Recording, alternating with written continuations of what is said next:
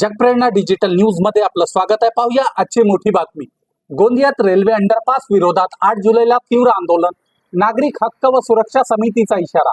गोंदिया दक्षिण मध्य पूर्व रेल्वेच्या गोंदिया चंद्रपूर मार्गावरील भीमनगर रेल्वे चौकी बंद करून त्या ठिकाणी भूमिगत मार्ग अंडरपास तयार करण्यात येत आहे।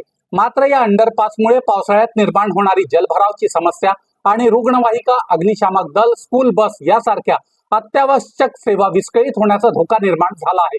याला विरोध करत स्थानिक नागरिकांनी अंडरपास ऐवजी रेल्वे ओव्हरब्रिज उभारण्याची मागणी केली आहे। या संदर्भात 2000हून अधिक नागरिकांच्या स्वाक्षरांचे निवेदन 25 जून रोजी प्रशासनाला देण्यात आले होते। मात्र रेल्वे प्रशासन आणि जिल्हाधिकारी नागरिकांच्या व्यावहारिक समस्यांकडे दुर्लक्ष करत रेल्वेच्या तांत्रिक अधिकाऱ्यांच्या भूमिकेचे समर्थन करत असल्याचा आरोप नागरिकांनी केला आहे। आमची मागणी अशी आहे की रेल्वे अंडरपास जो आहे याच्यामुळे शहरापासून आमची कनेक्टिव्हिटी संपणार आहे।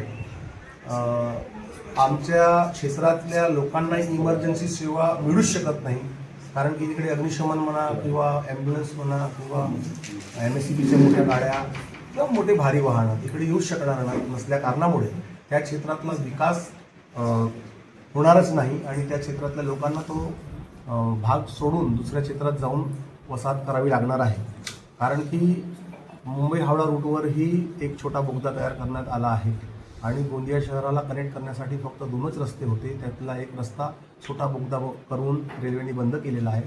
आणि म्हणून ह्या कारणास्तव आमची मागणी रेल्वेला आणि गोंदिया जिल्ह्याच्या प्रशासनाला, जिल्हा अधिकाऱ्यांना अशी विनंती आहे हात जोडून की तिथं ROB तयार करण्यात यावा, ही आमची मागणी आहे। किती लोकसंख्या आहे त्या परिसरात? आमच्या क्षेत्रामध्ये रेल्वेने वेढलेला जो भाग आहे त्या क्षेत्रामध्ये सिग्नल टोली, आंबेडकरवाड आणि कुंभारीनगर, सावित्रीबाई फुले नगर, लक्ष्मीनगर, कुंभारीनगर, चंद्रशेखरवाड, मुर्री इथं एकूण मिळून कमीत कमी मला असं वाटतं की 50 ते 60 हजार लोकांची संख्या आहे जे तिकडे राहतात। याची तक्रार जिल्हाधिकारी यांना केली आहे, तर त्यांनी काय उत्तर दिलं? जिल्हाधिकारी साहेबांना आम्ही निवेदन केलेलं होतं, तेव्हा जे होते त्यांची बदली झालेली आहे आणि 2-3 दिवसापूर्वीच पत्की साहेब हे नवीन जिल्हाधिकारी आलेले आहेत।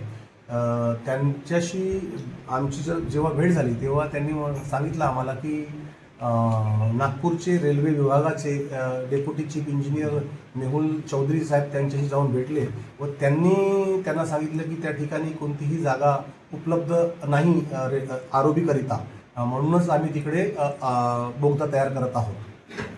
तर कलेक्टर साहेबांचे असं म्हणणं आहे की तिकडे जागा नसल्या कारणामुळेच तिकडे बोगदा तयार होत आहे। पण आम्ही त्यांना कन्व्हिन्स करण्याचा प्रयत्न केला की साहेब तिकडे भरपूर जागा आहे। आम्ही त्यांना उदाहरण दिलं, रेस्ट हाऊस समोर जो जुना आमचा ROB आहे जो आता तयार होत आहे त्याला जेवढी जागा लागली तेवढी जागा आमच्या त्या भागात उपलब्ध आहे। तरी साहेबांनी आमचं ऐकून घेतलं नाही। त्यांचं म्हणणं असं होतं की टेक्निकल्स बाबतीत तुम्हाला काहीही नॉलेज नाही, नॉलेज ह्या रेल्वे अधिकाऱ्यांना आहे, म्हणून आम्ही त्यांचं काम सुरू करत आहोत। तुम्ही जर ह्या कामात अडथळा निर्माण केला तर तुमच्यावर कायदेशीर कारवाई केली जाईल, असं त्यांनी आम्हाला मौखिक रूपात तंबी दिलेली आहे। आंदोलन कधी आहे तुमचं? ह्या सगळ्या गोष्टीला धरून आणि आमच्या मागणीला धरून आम्ही 8 तारखेपासून धरणे आंदोलन सुरू करत आहोत। बेमियादी आमचं आंदोलन आहे, धरणे आंदोलन आहे। त्या 8 तारखेपासून आहे। 8 तारीख सकाळी 10 वाजतापासून आहे।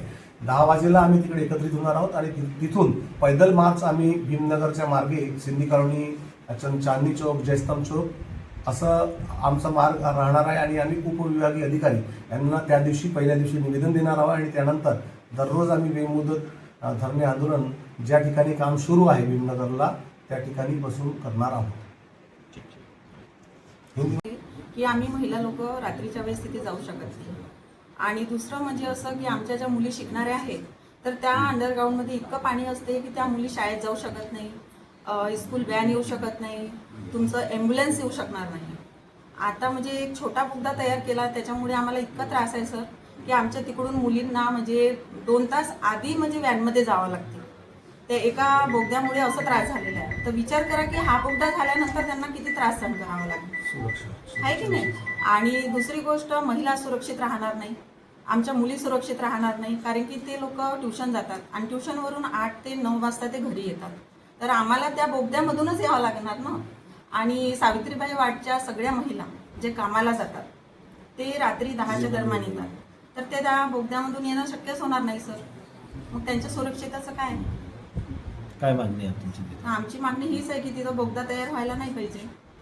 आम्हाला ओव्हरब्रिज करून द्या तिथे. इतकीच आम्हाला रेल्वेला पण मागणी आहे आणि प्रशासनाला पण. आणि आमच्या जे जिल्हाधिकारी साहेब आहेत त्यांना पण हेच म्हणणं होतं, पण त्यांनी आम्हाला चक्क काल हे म्हटलं की तुम्ही काम थांबवू शकत नाही, हे शासकीय काम आहे, याच्याबद्दल तुम्ही अडथळा निर्माण करू शकणार नाही, असं ते आम्हाला बोलले.